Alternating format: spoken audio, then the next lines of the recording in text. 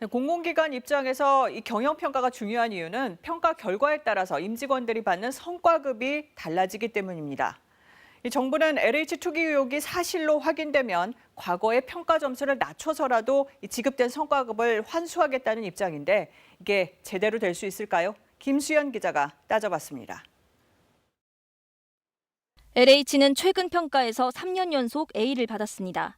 가장 최근 성과급 통계인 2019년 자료만 봐도 LH 직원들은 공기업 가운데 가장 많은 평균 990여만 원을, 임원들은 두 번째로 많은 평균 8,300여만 원의 성과급을 챙겼습니다.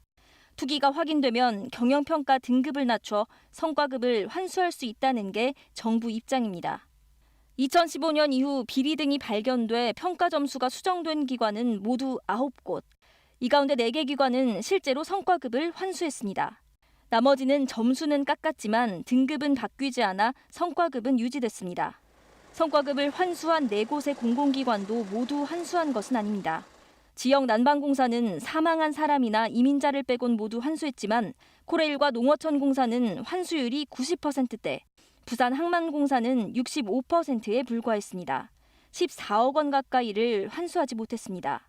현직 직원들은 급여 원천 징수를 통한 환수가 가능하지만 퇴직자는 강제할 수 없기 때문입니다.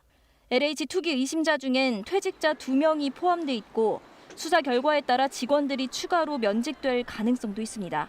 부존부패를 사전에 막지 못한 현행 공공기관 경영평가 제도 때문입니다. 강제 환수하기 쉽지 않을 수 있을 것입니다.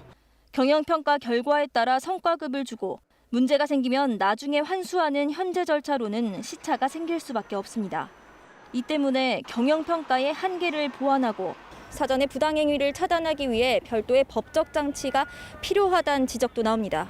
정말 본질적인 것은 이해충돌 방지법이라는 거죠. 사전적으로 다 드러내게 하고 숨겼다면 사후적으로 그것 때문에 처벌을 받을 수가 있거든요. 정부는 다음 주 안에 LH 조직 개편안을 발표하면서 성과급 책정 과정에 공공기관의 일탈 행위를 어떻게, 얼마나 반영할지에 대한 기준도 함께 내놓을 것으로 보입니다. KBS 뉴스 김수연입니다.